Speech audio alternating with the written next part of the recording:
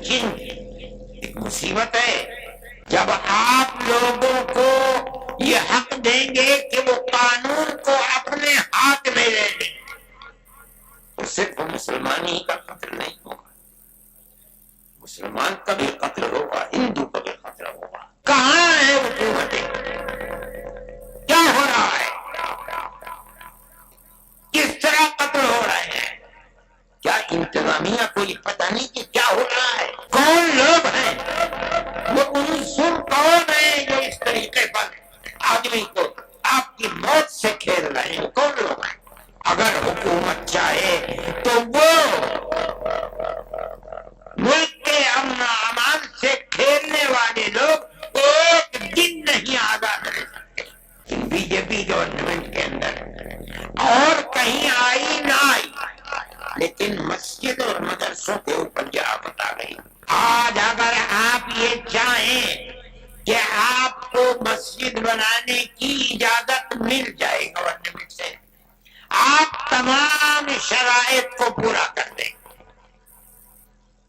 شرائط کو پورا کرنے کے بعد گورنمنٹ، صوبائی گورنمنٹ، مرکزی گورنمنٹ آپ کو مسجد بنانے کی اجازت دے دیں. آج کی صورتحال یہ کہ آپ کو اجازت نہیں مل سکتی.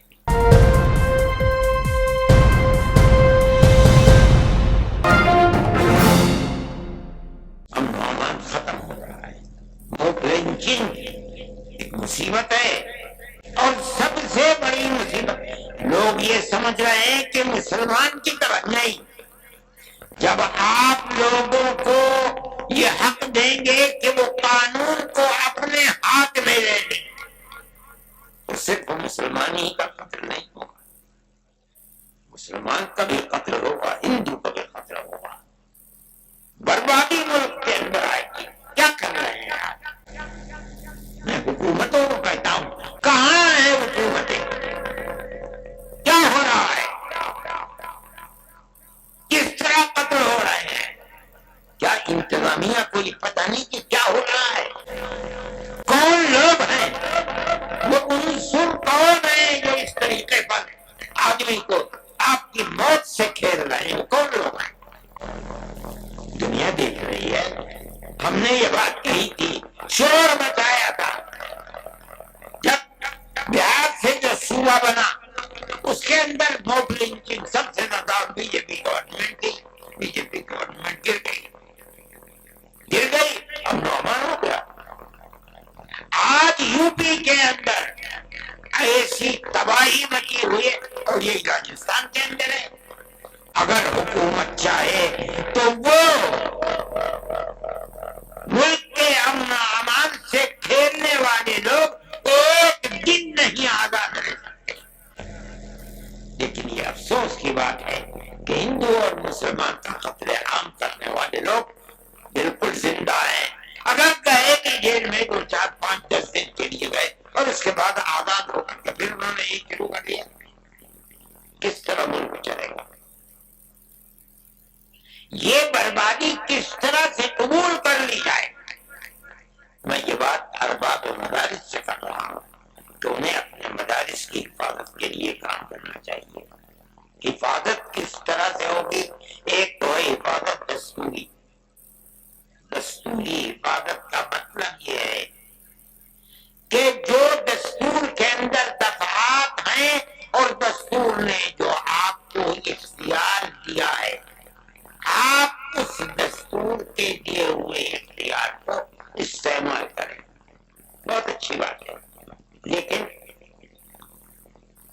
اگر میں اپنے مکان کو تبھی بنا سکتا ہوں جب زمین میری ہے، اگر میری زمین نہیں بنا پاؤں گا تو آپ یاد رکھیے کہ مدرسے کو بھی آپ جبھی بنا سکتے ہیں جب وہ زمین مدرسے کی ہو. آپ جبھی بنا سکتے ہیں جب کسی دوسرے کی زمین پر آپ نے قبضہ کر کے اپنا مکان نہ بنایا. تو ہم مدرسہ کیسے بنا دیں گے؟ مسجد کیسے بنا دیں گے؟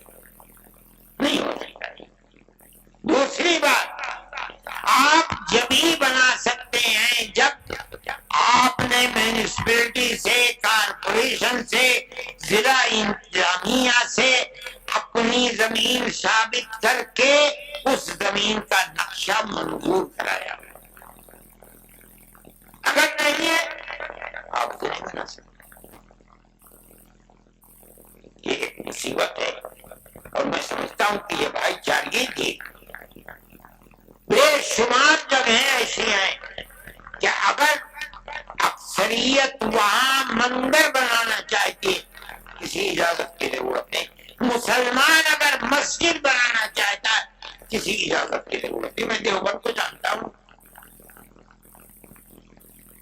کسی اجازت کی ضرورت نہیں تھی، لیکن بی جے پی گورنمنٹ کے اندر اور کہیں آئی نہ آئی، لیکن مسجد اور مدرسوں کے اوپر یہ آفت آ گئی۔ آپ کی گورنمنٹ جو ہندوستان کے اندر ملک کی آزادی سے پہلے اور ملک کی آزادی کے بعد، میں دارالعلوم دیوبند کو کہتا ہوں، دارالعلوم دیوبند کا جو کردار ملک کو غلامی سے نکال کر آزادی کے لیے تھا، وہ کردار ساری دنیا میں شہرت پکڑے ہوئے ہیں۔ کبھی دارالعلوم کی کسی عمارت کے لیے کبھی اجازت کی ضرورت ہی نہیں ہے، دارالعلوم والے جانتے ہی نہیں کہ کس چیز کی اجازت۔ کوئی گورنمنٹ ہو، گورنمنٹ دارالعلوم سے کبھی یہ نہیں کہتی تھی کہ تم اس کی منظوری دو، اور کبھی منظوری نہیں گئی۔ اتنا بڑا دارالعلوم 100 سال سے زیادہ وقت گزر گیا اس کو، بلکہ 150 سال کے قریب، کبھی کسی چیز کی اجازت نہیں لینی پڑی اسے۔ اس گورنمنٹ نے آ کر دے دیا، اور اس کے اوپر پتھر لگے۔ 6 سال سے ایک اینٹ دارالعلوم کی رکھتی نہیں گئی ہے۔ دارالعلوم نے ان سے پوچھا کیا بات ہے، کہا کہ اجازت نہیں ہے۔ دارالعلوم نے اپنے اس کردار کی بنیاد پر ان سے کہا ہو سکتا ہے کہ گورنمنٹ کا بھی اس کے اندر دخل ہو کہ بھائی نہیں ہے، ہم آپ سے کہتے ہیں آپ ہمارے اوپر جو جرمانہ چاہے لگا دیجیے۔ انہوں نے جرمانہ لگایا، 1 کروڑ 1.5 کروڑ سے زیادہ کا۔ دارالعلوم نے 25 لاکھ اس میں جمع کیے، 25 لاکھ یا 20 لاکھ، باقی اور کے بارے میں اختلاف ہو گیا۔ وہ کہتے تھے 60 کروڑ روپیہ دینا پڑے گا۔ اس کے بعد پھر بات چیت ہوئی تو وہ گر کر کے 1 کروڑ 60 لاکھ کے اوپر آ گیا۔ دارالعلوم نے 25 لاکھ دے دیا، ابھی تک فیصلہ نہیں ہوا۔